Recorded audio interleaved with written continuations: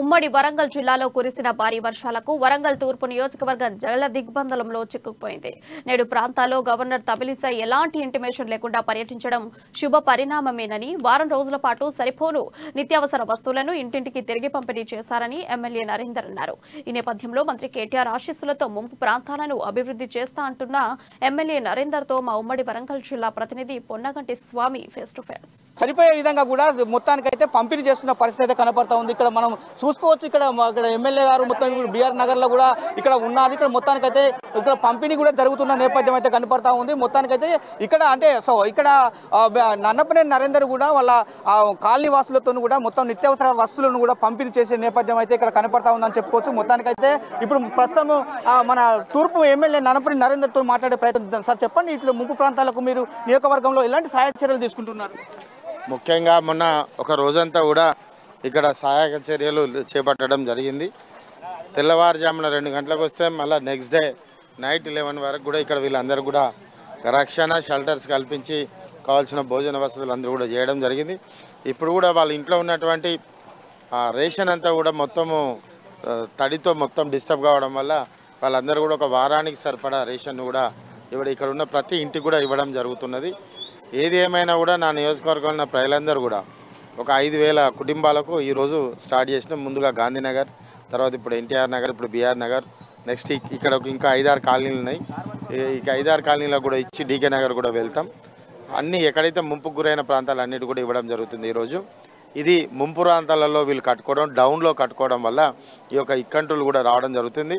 ఒక వారం రోజుల క్రితం ఏది వరదలు రాకముందుకే ముఖ్యమంత్రి గారు 156 కోట్లు ఈ యొక్క ప్రాంతానికి బొందివాగు నుంచి 12 మోరీల నుండి మీకు ములుగు రోడ్డు వరకు వెళ్ళే విధంగా storm water drain retaining walls కోసం జీవో కూడా అది విడుదల చేయడం జరిగింది. చిన్న నిమిషం సార్, ఇప్పుడు భారీ వర్షాల రోజు కూడా మీరు హామీ ఇచ్చారు, నేను ఉన్నా మీకు అధైర్యపడకండి, కాలనీ వాసులకు ముంపు ప్రాంతాలకు నేను స్వయంగా మీ దగ్గరికి వస్తా అని చెప్పి మీరు ఒక హామీ ఇచ్చింది సార్, మీరు నెరవేరుస్తారని? డెఫినెట్లీ ఈరోజు నెరవేర్చినట్టు కాదా? ఈరోజు స్వయంగా నేనే కదా వచ్చింది. ఇప్పటివరకు ఏ లీడరాలు ఎక్కడో 2 పాకెట్లు ఇచ్చి ఫోటోలు దిగి తిరిగిళ్ళు, కానీ 5,000 కుటుంబాలను మేము గుర్తించినాం. 5,000 కుటుంబాలకు మేమే ఇచ్చుకుంటున్నాం. ఇది కాదు, ప్రభుత్వ పరంగా కూడా వచ్చేది ఇస్తాం.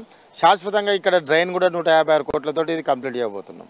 చిన్న విషయం సార్, ఇప్పుడు మొత్తానికైతే రాష్ట్ర గవర్నర్ తమిళిసై కూడా ఇప్పుడు నయీం నగర్ కూడా ఇప్పుడు తిరిగే ముంపు ప్రాంతంలో తిరుగుతున్న పరిస్థితి కనపడతా ఉంది. కానీ మీకు ఏమైనా ఇంటిమేషన్ ఉందా? మీకు ఏమైనా ఆహ్వానం ఉందా? మాకైతే ఇప్పటివరకు ఏమి ఆహ్వానం లేదు. ఎవరు తిరిగినా ఏం చేసినా కూడా ఈ తెలంగాణ రాష్ట్రానికి కేసీఆర్ శ్రీరామ రక్ష. ఎవరు కూడా మొక్కుబడిగా వచ్చేటోళ్ళే తప్ప, ఒక రాజకీయ లబ్ధి కోసం వచ్చేది తప్ప ఎవరు కూడా ఇక్కడ ప్రజలకు ఏమన్నా చేస్తారా? ఇప్పుడు వచ్చిపోతారు కదా, ఏమన్నా చేస్తారా చూద్దాం. ఇదే విధంగా ఇక్కడ నుంచి నీకు ఏదైతే మీకు ఉరుసు చెరువు నుండి మన రైస్ మిల్లర్స్ అసోసియేషన్ ఆ నుంచే భద్రకాయల బండ్, ఆ నుంచి 12 మోరీలు, ఆ నుంచి ములుగు రోడ్డు ముచ్చర్ల నాగారం వెళ్తుంది. ఇవన్నీ ఎక్కడి నుంచి అయితే వాటర్ మొదలవుతుందో అక్కడ నుంచి మన నియోజకవర్గం దాటేసి ముచ్చర్ల నాగారంలో కలుస్తాయి. అన్నీ కూడా అక్కడికే వెళ్తాయి అన్నట్టు.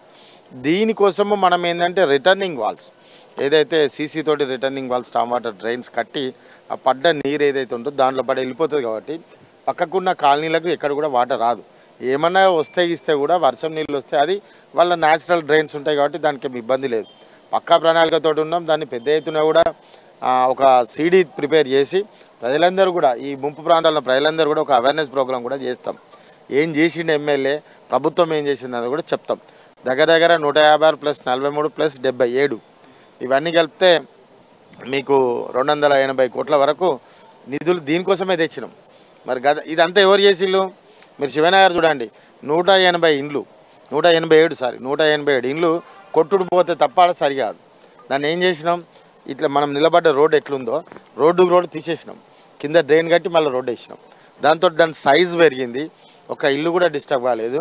శివనగర్లకు నీళ్ళు కూడా రావు ఇప్పుడు కట్టబోయే డ్రైన్. కాబట్టి ఈ పద్ధతిని అంతటా అమలు చేస్తున్నాం. ఇక్కడ కూడా అదే పద్ధతిని అమలు చేస్తాం. ఇది ఇవాళ వచ్చింది కాదండి సమస్య, ఇది ఎప్పుడో వాళ్ళు ఎస్టాబ్లిష్ చేసిన సమస్యను మేము సరి చేసేయడం జరుగుతుంది. ఖచ్చితంగా మంచి ఫలితాలు ఉంటాయి. మొన్న మీరు చూసిళ్ళు 2017, 2020లో మేము మొత్తం పరిశీలన చేసి ఈ డ్రైన్స్ కట్టినడం వల్లనే ఆ రోజు 10 సెంటీమీటర్లు వస్తేనే మొత్తం మునిగింది. ఈరోజు 29 సెంటీమీటర్లు వస్తే ఇంత కూడా నష్టం జరగలేదు, కాపాడుకోగలిగినాం. అంటే ఇది మేము ముందస్తు ఏర్పాట్లు చేసుకున్నట్టే కదా. మరి ఓకే, థ్యాంక్ యూ సార్. మొత్తానికైతే ఇక్కడ మన తూర్పు ఎమ్మెల్యే కూడా తూర్పు నియోజకవర్గంలోని కూడా ముంపు ప్రాంతాలను కూడా ప్రజలను ఆదుకునే పరిస్థితి తీసుకువస్తున్నా. ఇక్కడ గతంలో ఉన్న పొరపాట్లన్నీ కూడా ఇప్పుడు తెలంగాణ రాష్ట్ర ప్రభుత్వం ఏర్పడ్డాక మొత్తం సరిదిద్దుతుందని చెప్తున్న పరిస్థితి అయితే కనబడుతుంది. ఇప్పుడు గ్రేటర్ వరంగల్ మున్సిపాలిటీ పరిధిలోనూ కూడా రాష్ట్ర గవర్నర్ తమిళిసై వచ్చినప్పుడు కూడా ఇలాంటి ఇంటిమేషన్ కూడా లేదు అని చెప్పి కూడా తూర్పు ఎమ్మెల్యే నన్నపనేని నరేందర్ అంటున్న పరిస్థితి కనబడుతుంది. ఇది మొత్తానికైతే తూర్పు నియోజకవర్గంలోని ముంపు ప్రాంతాల పరిస్థితులు. ఇప్పటికైతే నన్నపనేని నరేందర్ కాలనీల పాటు కూడా నిత్యావసర వారం రోజుల పాటు కూడా నిత్యావసర వస్తువులను ఇంటింటికి ప్రతి ఇంటికి కూడా అధైర్యపడకుండా కూడా పంపిణీ చేస్తున్న పరిస్థితి కనబడుతుంది. ఇది ముంపు ప్రాంతాల పరిస్థితి. కెమెరా పర్సన్ బాలుతో స్వామి, అమ్మా న్యూస్, వరంగల్.